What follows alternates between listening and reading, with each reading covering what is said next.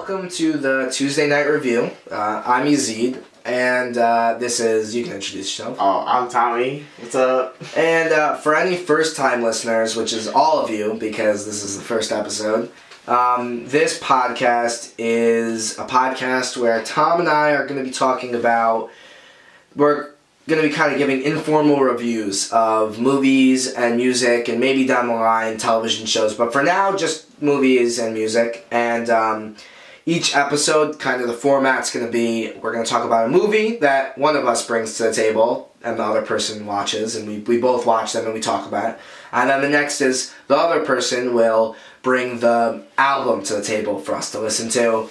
And we've been listening and watching these things for the past week or so, and we've got kind of ideas about them, and we're going to kind of give our opinions. And like I said, it's kind of an informal review. It's, don't get your hopes up on not interesting, but really deep, constructive criticism. It's more of just kind of what we liked, what we didn't like, what we thought was interesting, ideas we had about it, all that stuff. So we might as well just get straight into it. Into the news. Our first movie that we watched this week was Interview with a Vampire. This movie came out in, 1999? 94. Oh, that was right. Directed by Neil Jordan. It's written, the screenplay was written by Anne Rice, who wrote the book that... chillax. That's not necessary. Yeah, this is important. Anne Rice speaking. She wrote the book. Yes. I was going to talk to you about... Alright, sorry. Go ahead. Yeah.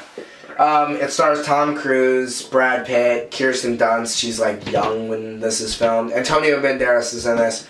Christian Slater is in this.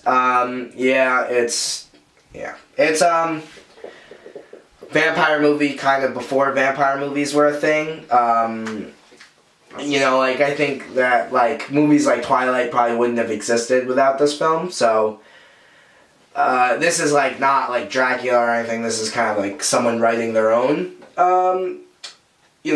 story about vampires. And I think in now, maybe a little bit past now, but in the past there's been a lot of vampire movies and they've been cool.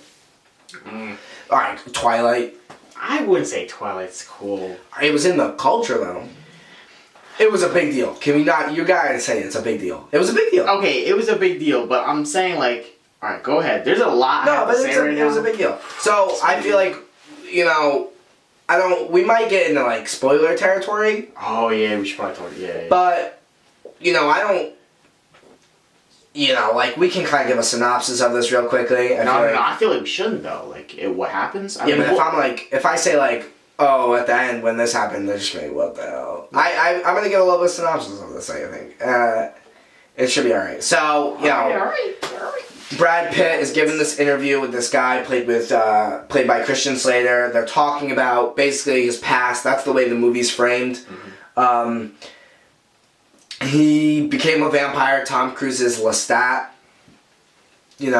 kind of turned him, and he didn't necessarily want to be a vampire, at least when he finds out what being a vampire means, and that means kind of killing people and all this stuff. And eventually he they turn this little girl, and she doesn't age, and this big fight happens with Lestat. They supposedly it looks like they probably killed him. And they think they killed him. They go to France. They're just kind of roaming forever, and this girl's kind of becoming frustrated more and more because she's still a child, and she's not a child anymore. It's been 30 years since She's probably been that for 50. I feel like. No, I think they say 30 No, they years. said 30, but you don't really know how much time. Maybe 40. Yeah. But eventually they go to France. They meet this whole clique of vampires. There's this vampire named Armand, I think is his name. Yeah. Played by Antonio Banderas. He's he says at one point that he thinks by all consideration that he is the oldest vampire in the living world. He says that. Oh my! can I just cut you off? There's a lot of parts. Sure. Why he was first of all, they were getting up in each other's faces. Like, I thought they were going to kiss. Like, the first time I do remember that scene when they were... No, well, that's a big... Like, sexual... Like, I know vampires are all sexual and, like, stuff like that. Yeah.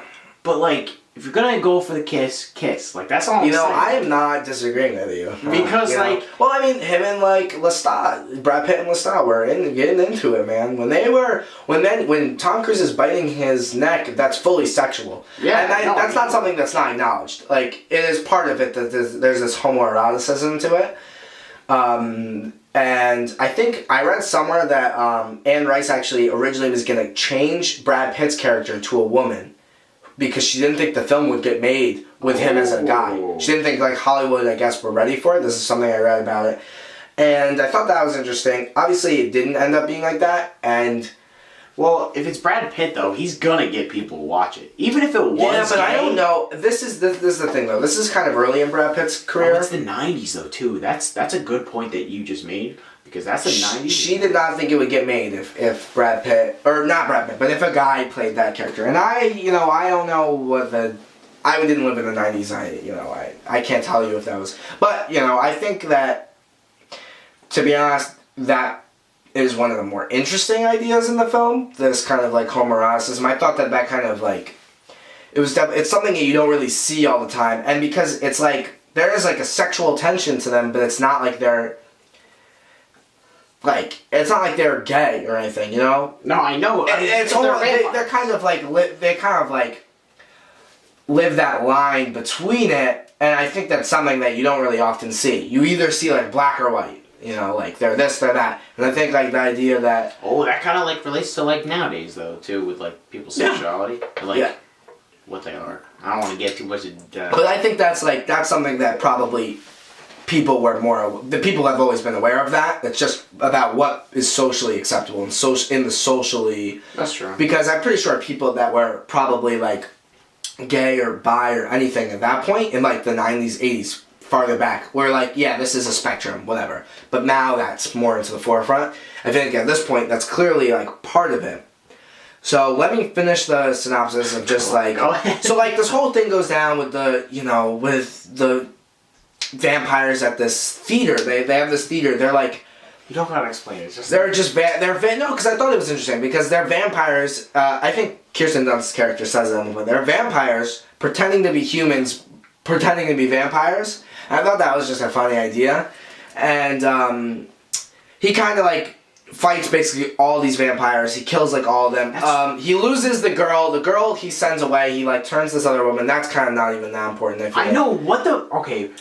Wait, I gotta stop you. Oh my god.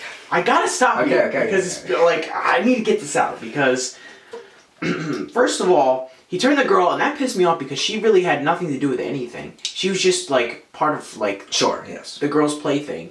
And they all do that. They all have these like, puppets, essentially. Like, these little, like... They're students, and how they were talking about how she's learning the piano. Yeah. Like, it even fucking matters. For it. But, anyway, also, they can die. He couldn't... I'm sorry, but... Spoiler, Lestat cannot be killed. He's literally, like, immune. And then he literally chops people apart, and he's set on fire, and then they all, like, die. You don't see them anymore. There's, like, 12 of them. And they're all dead. And then, also, Armand, you're a dick. You're literally a dickhead. You could have stopped them. You could have stopped them, but you let it happen just because of your moral code. And... Yeah, well, let me just finish this whole thing because I just want to talk about the ending and then we can talk about, like, kind of our reactions. Alright, go. Because, alright, so Armand is like, hey, alright, basically all other vampires get killed that are in the Paris, I guess, part. And then he's like, hey, man, like, you want to just hang with me? And he's like, nah. So... He's even let it happen. Yeah, so, like, Lewis is the name of Brad Pitt's character. He leaves... Louis. He kind of travels the world. Eventually, in maybe the 80s, he, like, returns to New Orleans. 88. And he returns to New Orleans. Eventually, he meets Lestat again. Yes. And Lestat, it's just like, Lestat is kind of, like, on... No, he's, like, towards the... He's basically, like, dying almost. Like, he's kind of just, like, towards the... Like, you know what I mean? He's, like, not the man that you saw before, you know? That history, though, Anne Rice probably explained it out in the books, and I wanted to talk a little bit about the books, and, like, all that shit. Because I was interested in that. When I first watched the movie, I was like, whoa, what the shit? Like, because I looked it up on the Wikipedia page, and it was like all these books and crap like that. So his story is probably, like, told and what he did and all that. Yeah. But, like, the fact that he, like, was making fun of, like, Louis for eating all these rats, and then he had to do it himself to survive. And then you see him, he's just, like, the light, like, during the... First of all, okay, the helicopter, why was the helicopter even there? Yeah, I mean... Was it just to show his, like, fear of the light? I'm not sure. There are, like... Alright, let me finish this plot real quick, and then I will let you talk about it. Don't interrupt me, guys, I swear. Alright, so basically, he comes back to New Orleans, and eventually he meets Lestat again, and blah, blah, blah, blah, blah. Nothing really matters. But then, at the end of this interview... like... He's kind of... The Christian Slater character, like, walks out, and it's just like Lestat appears again, and he, like, takes his car over, and, like, he's just, like, basically attacking him, and then he's like, hey, like, he does the same thing he does to Louis, when he's like, I'm gonna give you the option to be a vampire or not. This is an option I never had. And that's basically how the movie ends. Let me give you my initial reactions to this. I didn't think it was a bad movie. But you didn't think it was a good movie? I did not think it was amazing. I didn't think it was amazing. I mean... just interesting. That's what I thought. Like... My biggest problem with this is the plot. I just feel like there's no, like, plot... There's no, like, line that drives everything together. Like, Louis has this fascination with, like, where his origins are. As a like, why are vampires existing? Why is he a vampire? Why is all this stuff? And that seems to be his, like... dilemma.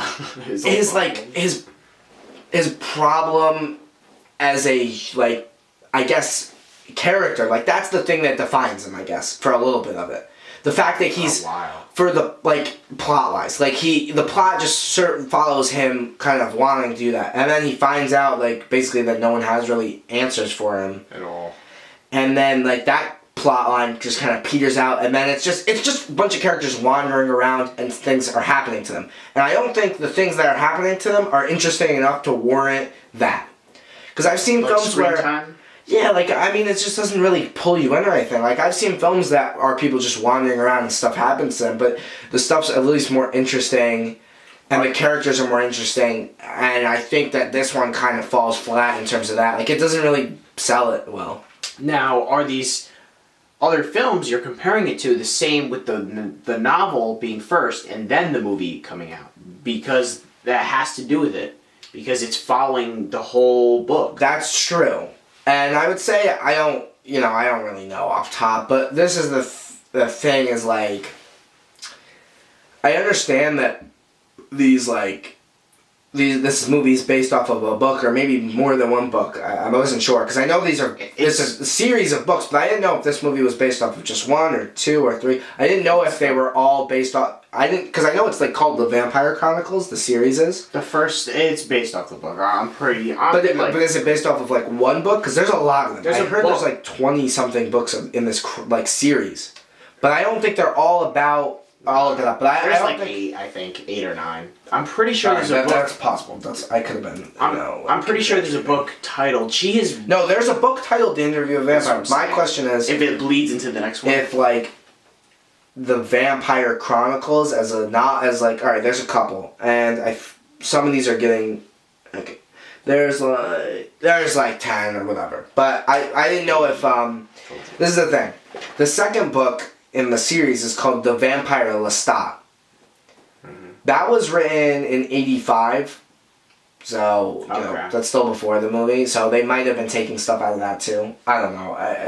That requires a lot of research that I don't want to do. Not a lot of research, but research I don't want to do. No, I fully agree with you. So, that's kind of beyond the point, though. My plot was the biggest problem with me, and some of the acting was... Oh my god, when Lestat said, "Look with your vampire eyes," I literally some of the writing was not that good. Oh, it like curled me. Tom Cruise was not my biggest problem, though. Yeah, no, Tom Cruise I was surprised. I thought, Anne Rice, if you know, like, some of the background of this, when he was cast as it, because this movie wasn't going to get made unless they had a star.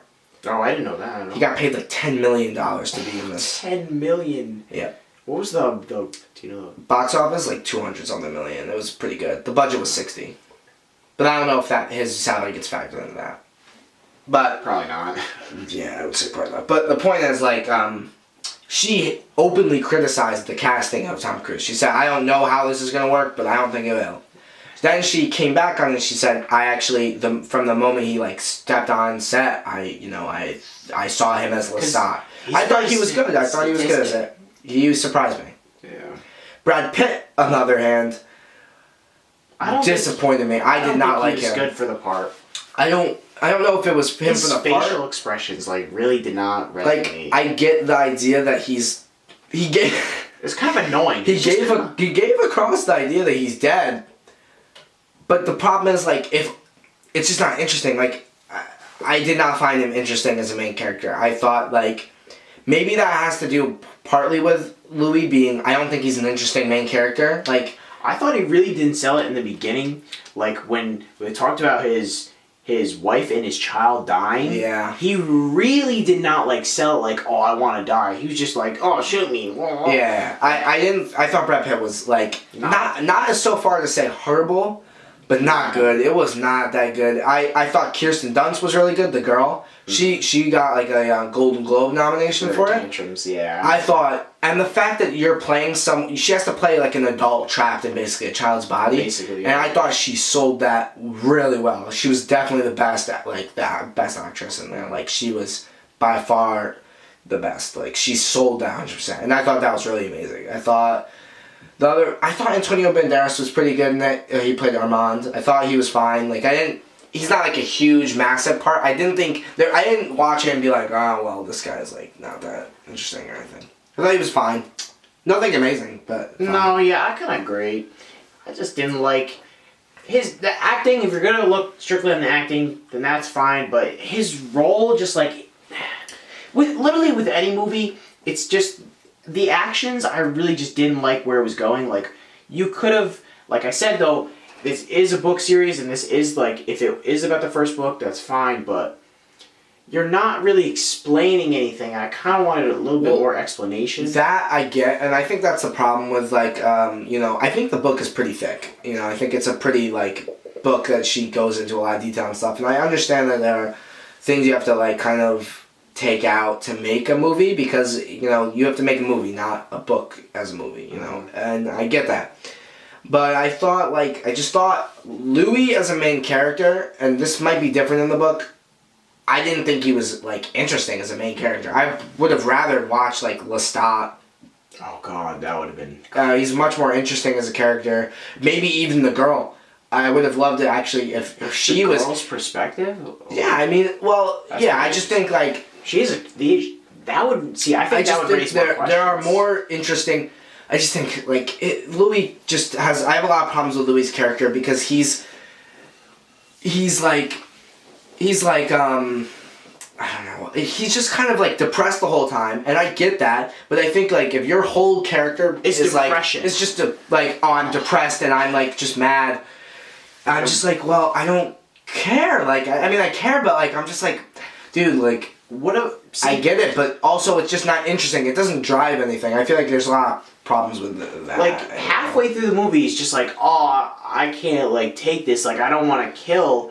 And then he gets the girl, and then he's like, alright, I guess I'm okay. And you don't really know if he crossed the threshold of death or not. And also, that's a good thing because I think they don't focus on the correct things. I think Louis... Yes, could be Louis is like a tortured character and caught between this idea of, like, they touch upon it, but they don't focus on it as much as I probably would have liked them to. This idea that he's, like, between the fact that he needs to kill to survive, but he doesn't want to kill because he still has his humanity. That is an interesting topic, but I don't think they discuss that enough. I know you probably don't like this. There's a show, though, The Vampire Diaries, where there's a character like that who's literally like, that's him. Yeah. It's literally Louis, and I don't want to get too much on that because that's a different thing, but his past is like, oh, he was a killer, and now he wants to be good now. Yeah. And he's kind of always fighting himself on it. What I'll say is that this is a very influential movie because I think things like The Vampire Diaries would not have gotten made. Oh, 100%. Because this one 100%. Definitely, like, sparked that craze and that, like, want for, or the fascination with vampires, because before this, there might have been films about people creating their own vampires and probably. Stuff. Dracula. But yes, but I think Dracula is a different thing because Dracula is this kind of already this existing property. Mm-hmm. You know, like Gary Oldman stars in like a Dracula movie, but like Dracula is this thing everyone knows about. It's not like I'm writing a new thing. Oh, and they totally was like, he was like, Dracula, not real? Oh, 100% is fake. Yeah, I like that. Yeah, but I thought another just things that I liked about the score, I thought was really good. It got nominated for an Oscar, and I thought like that's something I kind of listen to as I watch movies, and I think like the score was really good. It kind of there was parts where it was just creepy and eerie, and I thought that it was pretty good. What would you rate it? You know, I don't even know if I. You could just give it a good or bad. I mean, yes I would say. This is a movie that I would say, if I'm gonna like recommend this to someone, I would recommend this to someone without like feeling bad. But I think if I was like, man, these are the movies you have to see, or even like less than that, like movies I want you to see, no. If someone was like, hey man, like Interview with the Vampire, like is it good or not? I'd be like, yeah, it's worth a watch if someone brought that up to me. But I don't think I would go out of my way to recommend this to someone. Just in general. I mean, I don't think it's like it is that good that it warrants that. But if someone was interested in vampires and stuff, go ahead, watch this movie. Watch this movie. That's basically why I'm interested in that. I was going to, you know, the Underworld series. I love that the Rise of the Lycans or whatever. That is one of my I like that movie a lot, but I feel like that movie's kind of like those movies are like overplayed, and this one's kind of like secretive. You know what I mean? Sure. You don't agree? Oh, okay. But yeah. I mean, I don't. It's not crazy. It's not a bad movie by any means. I just don't think it's like that good. It's definitely like in the middle. You know, I'd say it's a one step above mediocrity, because there are things that I think are like very good and very interesting about it, but I don't think I think it's kind of like almost wasted potential is what I would say. Is that it's almost like there are parts that they could have focused on more, and there are things that could have been more like in tune with everything, and I think that they just focused on the wrong things, and they didn't do it the way I probably would have liked them to do it. And yeah, I just think there was a story to be told there, absolutely, but I think the story they told wasn't the one that I thought was the most interesting. Is that fair? I completely agree with you that it's like... It's above average. It's interesting enough to be worth a watch, but it's not something that I would push in someone's face and say, like The Shawshank Redemption, like you need to watch this. This is critically, like you need to watch this. Like it's known by everyone as the best. Yep. All right, so we're gonna move on to our next topic, and The album that we both listened to, this is the one, so Tommy chose the Interview with the Vampire, I chose this album for him to listen to, and, you know, next week we're going to be switching and everything. So this album is Shades of Blue by Madlib. There's a longer title to it, but, you know, it's basically Shades of Blue by Madlib. It's like Invades Blue Note. Yeah, Invades Blue Note Records, and, you know... I didn't write that down. I'm interested to hear what you think of this album. You want me to go first? Sure.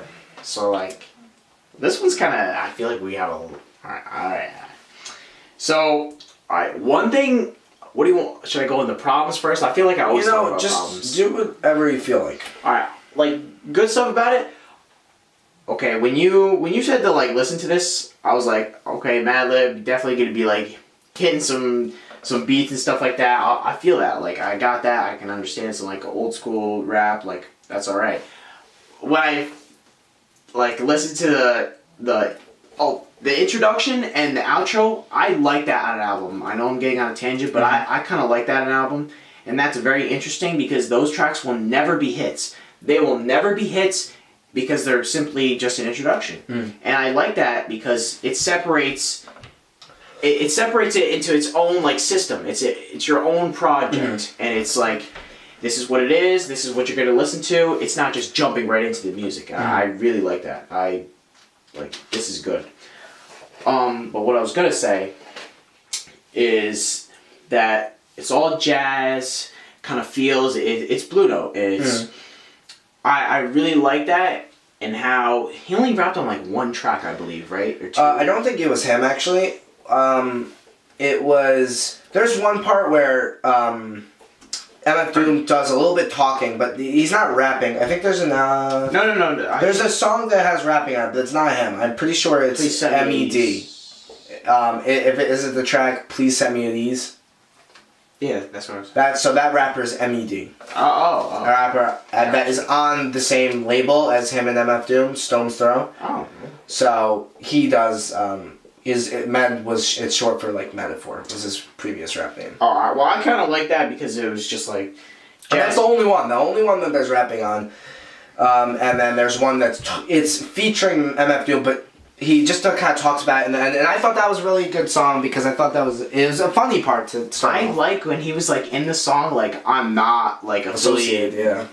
And I have no prior knowledge of any kind of form of invasion. I thought that was really cool. I was like, what was he throwing a diss there? But I like the jazzy feel of this whole thing, and like overall, I think this is a solid album. Like, I feel like this is. I know we're just like about the same level. I think maybe a little bit lower than the Interview with the Vampire. I feel like it's about like that average level for me personally. Some of the problems, like, this is kind of like a little one, but it really, like, it's a pet peeve. Why was his name said so much on the album? I was like people would just say it, like, it'd just be like too much. I was like, listen, I get it. I know what your name is. Like, stop putting yourself out there. You know what I'm saying? Like. That's enough of that. But some parts were like really good. Like, just I'm all into jazz like that. Not as much as my father, but like I can enjoy some chill music, just soul, mindless. You could just sit there and just listen, and it's nice. But sometimes I would like this is kind of consistently jazz, and maybe like. Make it more intricate in some places, and he did that though in some of his songs with MF Doom, kind of with like these features, and I like that a lot. But I just a little bit more like Stormy. I wasn't really a fan of Stormy. That's funny you say that because that's my favorite song on this album. Yeah, it's my favorite one. My highlights were Stormy, Slim's Return, Mystic Bounce. Mystic Bounce is my favorite. I like Stepping Into Tomorrow too. That's like a 7-minute track, and I actually think like I could listen to it for longer. Yeah, so I think Stormy is actually the most interesting song on here because it has a lot of changes and stuff, and it kind of. I'm much more into jazz than you are. I listen to a lot of these Blue Note artists like John Coltrane and Miles Davis and all of them, and I love how I just hit that. I think that it was an interesting. This album does a lot of things that other albums don't, and that's why I kind of think I wanted to pick it because I do like this album. I would say. Better than average, a lot better than average. I wouldn't say it's like, the best album of all time or anything like that, but I would say that like this is on the upper half and like a good portion into the upper half. And I think that what a kind of album like this is basically essentially it's a remix album, Well, I got that. And I think that with a remix album, this isn't someone like necessarily. Putting their best effort out. No, I disagree with that. I don't like think putting their own stuff. But it's not like someone's creating this from scratch. But this is the thing. Now people sample, and some samples are used more heavily than others. But I think like this isn't that far out of the way from a lot of people sampling, like just kind of taking a jazz record and putting a drum line on it, and. I think that, with what this album is, I think you have to look at what is added. And I think what's added to it is that, you know, things are created and there's interest added. You know, there's something that is added to it. Listen, I can explain myself for Stormy. Mhm. I know you like. I'm so glad that you love that song because That's my favorite one. when I was listening to it, I was completely like serious listening to, and it just didn't grab my attention the way that like all the other tracks did. Like even there's like 4, including the introduction and outro, that like they're just people like talking, and they're just like, hey, like you guys are listening, like what's Yeah, but up? I thought that was something that you don't see on albums. Like it's not like a skit. It's like someone. It's people from like Blue Note Records. Oh and, yeah, I and, like that. And I also thought the voiceovers of like Alfred Lion and Francis Wolf, I thought that was really cool. And there was like definitely a jazzy vibe to that. And I thought that it was just like, it's like I'm getting this kind of alternate entrance into some history of the Blue Note Records. History, yeah. And I thought that was that's something that like I value in it because it's something that you don't see. Like I have never seen anything like this. And obviously I'm not saying that there aren't things that are like that, but for me personally, I haven't seen anything like this that I'm just like, it feels like someone's like letting me in a door that to all this jazz music, and it's different, it's changed, but it's just like, it's like I'm getting this peek into something that like that I never got the chance to see, you know. But you know, I mean, Stormy definitely was my favorite song. I think like Stormy has the most change in it. Can you agree with that? Like, there's a lot of things going on in Stormy. The most in all of these, there's a lot. Yes, of but I think Stormy has this kind of like progression that the other songs are more repetitive than it. Stormy kind of changes and morphs the whole time through, and I did like that about it. There were other songs I liked. I mean, Stepping Into Tomorrow was probably my second favorite. The one with Doom. There's these kind of like vocals on it, and I really like those. I think that added a lot for that song, but I think it's just kind of consistent, good beats being created there. There was one part, and I'm looking at my notes here, about the Andrew Hill break part, where he talks about like women not being. Did you notice that? Yes. About women not being more important than the music, and like I'm not sure what level he was talking about, but I kind of get it because. Like the way I took it was that all these musicians like obviously like to have like a lot of women around, and I felt like they like to have women around. That's one thing, but don't mix the music with the women. That's basically what I think I'm kind of going maybe a little bit past that, and I feel like the idea was kind of like. It's kind of a common theme with like artists and a lot of people that they'll talk about how like I can never like love someone as much as making music or making movies or drawing or painting or anything. Like when you fall in love with something, you can't love anything possibly as much as that. And I feel like that was what he was saying. He was like, you know, the music is what you're married to. You know, you can be with all these women and whatever, but you're not gonna love them like you love the music. Oh. And I don't know if that's necessarily what he was saying about it, but that's what I kind of interpreted it as. You know, it's up for interpretation, absolutely, though, because it's not like a definite thing. No, I got you. How did you feel about, I thought, like the first, like later into this album, it kind of gets like a little bit iffy for me. I kind of felt like it fell off a little bit. In the beginning, it's like real strong. With a lot of albums, I feel like a lot of albums. Well, that's the way albums are structured. Is that put your heavy hitters in the beginning because no one's gonna look towards the end to find a good song. And that's the way people make albums. But not all albums, I'll say. But like if you're making a like pop album or like a rap album, mainstream, you're gonna put all your heavy tracks to the beginning. Yeah, sure. That's the way. That's the formula, though. I mean, it's not. It's common. It's so common. You know, it's just the way that a lot of things are built.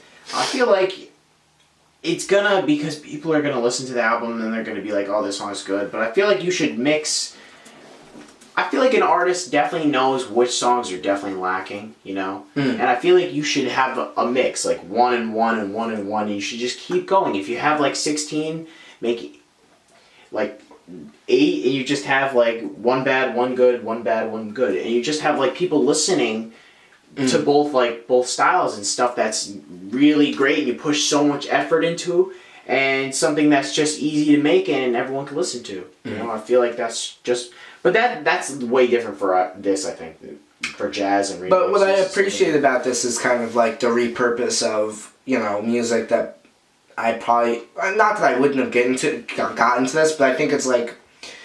It's tasteful repurposing it. So it's not like I'm stealing from the past. Blue Note, you know, he had permission to do this. I mean, it's... I don't know if they asked him to or it was the other way around, but, you know... Madlib is probably one of my favorite producers, and not to say this necessarily is his best work. I would absolutely disagree with that. But I think that what he did on this is he didn't add so much to make it a new song, is what I'll say. Okay, I see what you're saying. And you know, this happens a lot with like electronic music and dubstep and a lot of things where you'll see these remixes are like. It's someone taking that song and just putting something new out into it. Mm-hmm. And I think like that in terms of jazz, there are a lot of songs like rap instrumentals that have jazz on it and everything, but I think like this one is like up there in terms of that. And in terms of an album solely doing that, not like someone making beats for someone to rap over. Okay, alright. Because I think it's hard. I think like jazz is this kind of thing that kind of goes with its flow. You know, it doesn't rely on loops and stuff. Yes, 100%.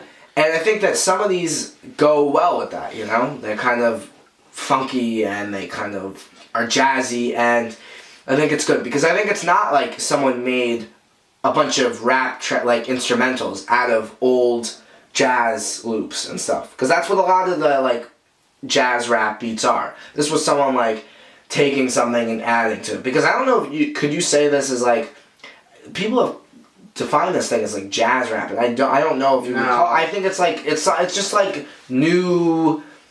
It's hard to say.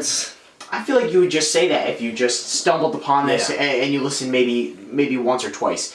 But if you really listen to this, like I've listened to this easily 10 times, like maybe more. I've done my homework, you know. Yeah, I'm probably at the same.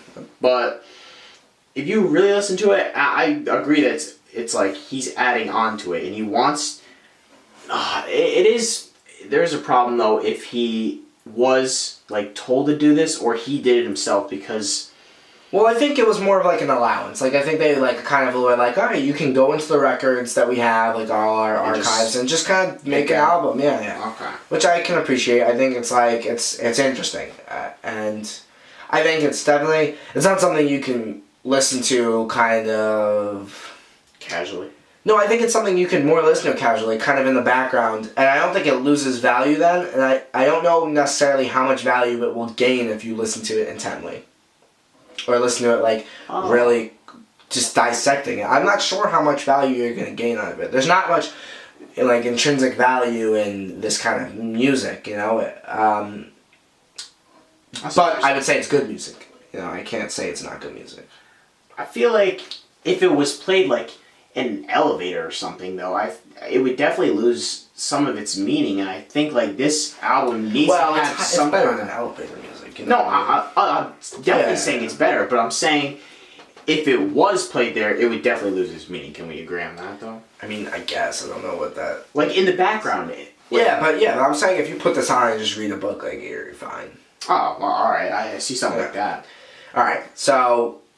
You know, we kind of both are a little bit... I think I like this a little bit more than you, but I also like jazz more than you. So it makes sense. 100%. Okay, so now I wanted to kind of get into the couple of the topics now that we wrapped up the whole kind of conversation on the movie and the album. Okay. These are just things I wanted to bounce off of you. So this is like the first kind of part of it was... Like Atlanta Season 2, you know, Donald Glover's show on FX, it premiered with like just crazy ratings, and it's already been critically acclaimed. The first season was critically acclaimed. And it kind of goes along with this theme of these kind of movies that have, like, not feed off the African American culture, but they kind of, like, they fulfill something that probably people haven't had for a while, especially in, like, the mainstream. Like, it goes along with, like, Get Out from Jordan Peele and, you know, Black Panther from Ryan Coogler, of things that have a lot of critical acclaim, and commercial success, because people are watching these films and TV shows. They're like, this is not something you can debate, and the critics love it. But there's a lot of these people that will criticize these things, that and, like, movies that are led by all females. And there's these kind of, like, people that will say, like... That's Annihilation. Sure, yes. And, like, there are people that will say, like, that these movies are... Critics give them unfair reviews. And they're only saying they like Black Panther because, you know, it's something that's... You know, like, you don't understand what I'm saying? I know what you're saying. And there's a lot of those people that will say stuff like that. And what I saw was a tweet from John Campea, a film critic and, you know, personality and everything. And he was talking about the idea that he's talking about that same idea, that people are talking about how critics are like just giving whatever good reviews to every movie that stars so he's a black... No, just hear me out. So he was talking about how people will say that, oh, critics are just giving movies that have like all black cast, or like a majority black cast or minority cast, or all female movies or female-led movies, or even, like, you can go so far to say, like, stuff like Call Me By Your Name, like, that's just, like, an LGBTQ film, like, focused on stuff like that, like homosexuality or something that's not from, like, this, like, white straight man's view. You know what I'm saying? Yes, I know what you're saying. And he was talking about that, and he was saying, like, all these people can say, like, oh, well, the critics will just give those movies good reviews because they don't want to offend anyone. And I thought that was funny because he brought up that this kind of was disproved with The Wrinkle in Time. That is, like, flopped. At least, maybe not commercially, but... That's so random. What the... Well, The Wrinkle in Time just came out. The movie, yeah. Yeah, A Wrinkle in Time, starring, like, Oprah, Mindy Kaling, you know, and Reese Witherspoon, I think. And so they were talking about, like, this is a film that has, like, some minorities in the lead. Okay. The young girl is an African American. That's, like, the protagonist of it. I haven't seen this movie. We should preface that with also. I have not seen this either yet. And I read the book a long time ago, but I think that I don't know if this is, like, a... I just know about close enough to the it. Red Bull part. So, it's like, critics hated this movie, to be honest. Like, it doesn't have that good of a reviews. It's not really... I don't know how well it's doing at the box office. I couldn't tell you yet. Oh, yeah. I mean, gotcha. It has a 42% on Rotten Tomatoes, and you know, like, it's not the worst thing ever, but, like, it's not like every critic loves it, and there's, like, a lot of these reviews that you know, are people saying, like, that there's a lot of problems with this. And I think also it's something to look at is an audience score. 34% of the audience has liked it. At least of people using Rotten Tomatoes, you know, let's make sure we get it. And, like, you know, Rotten Tomatoes isn't, like, the end-all be-all of movie reviews, by no means. But I would say it is a good way of seeing if the difference between A Wrinkle in Time to, like, Atlanta and Black Panther and all these other... And, you know, another one that a lot of people talk about is... That's so random. Is a Girls Trip. Girls Trip? Yes. I haven't heard of this one. So this is a comedy from, like, last year, 2017. It's like an R-rated comedy starring all black women, and it has a 90%. And I haven't seen this film. You know, I don't want to, like, talk about it too much because I haven't seen it. But it stars, like, Regina Hall, Tiffany Haddish, who's kind of becoming a big thing right now, Jada Pinkett Smith, and some other people. So that was, like, another thing. Like, these films are doing really well. And that's a film with an all pretty much female lead cast, and they're all African American, and you know, The Wrinkle in Time has just been an absolute flop. It's just definitively can be, you know, not good. Like people have been saying that. I mean, not to say that no one will like it, but it's not been critically successful in the same way that a lot of those films were. Would you say the topic plays a part in this whole situation where critics might boost the score? Yes and no. What I've noticed is that things like the Black Panther, Atlanta, Girls Trip, and Get Out all deal with the, maybe not plight, but they deal with things that affect African American people, and I think that's like an important thing to notice. So another film, I don't know if you've seen this, it's called Blockers. This isn't a new topic, but it's Blockers. It's this film about, it's this comedy about these like female, or not female, these girls, they're having their prom night, and they want to lose their virginity. They make a pact to lose their virginity, and their parents get, like, John Cena's in this. Yeah. So they make this, and the parents find out. I've just seen the trailer. I don't know, you know, about how the film is going to be received and everything. But the thing is, the parents decide they're going to stop this. And my question is, who is going to watch this film? What target audience is going to watch? Who cares enough to watch this? Because I can tell you I'm not interested in this. I don't know if parents are going to watch this. Like, I don't know what the target demographic is. I don't know if it's like young kids are going to be interested in watching a bunch of adults try to stop their kids from. I don't know what this film. This has no target demographic. I don't know what it's going to be targeted towards. I don't get it. I don't understand. Yeah, that's a big fact. For me, I was perplexed about that, and I just wanted to get that off the chest. Another thing in the realm of music is Vince Staples. I don't know if you're familiar with him. I know who Vince Staples is. So I really like Vince Staples. And he just recently launched this GoFundMe. I don't know his music, though. Yeah, okay. So he's a very interesting personality, very controversial. Not in, like, bad ways, but he'll say stuff that will, like, either piss people off or, like, he just says things that are very funny, and, you know, sometimes it's true. He started a GoFundMe to raise $2 million $2 million? to have him retire early. So basically he said, like, if you want me to shut the fuck up, pay my GoFundMe $2 million. If he raises $2 million, he was like, you'll never have to hear me again. I won't do interviews. I won't do anything. Do you remember Sam Smith? Is that right? Yeah, Sam Smith, the singer, British singer. No. Oh, what? Damn, that's not right. Or Sam Pepper? Yes. From YouTube? Yes. He did the same thing. Yeah. That's true, right? He did the same exact thing. I think so. And it didn't work. That's bullshit. Well, I don't know how his GoFundMe is going. But it's kind of like, it was kind of a, literally ridiculous. It's, right now he just has, he has almost $2,000 of his $2 million goal. And it was less of like a real thing, and it's more promotion for this new song that he released. I think it's, let me find the name of it. Get the fuck off my dick. So I just thought, it's just, his GoFundMe wasn't a serious thing, it's a troll, and he's been characterized as kind of a person that likes to go after people and upset the masses. And I just thought that this was a really funny, kind of marketing campaign for him. Though? I think he would be content with retiring.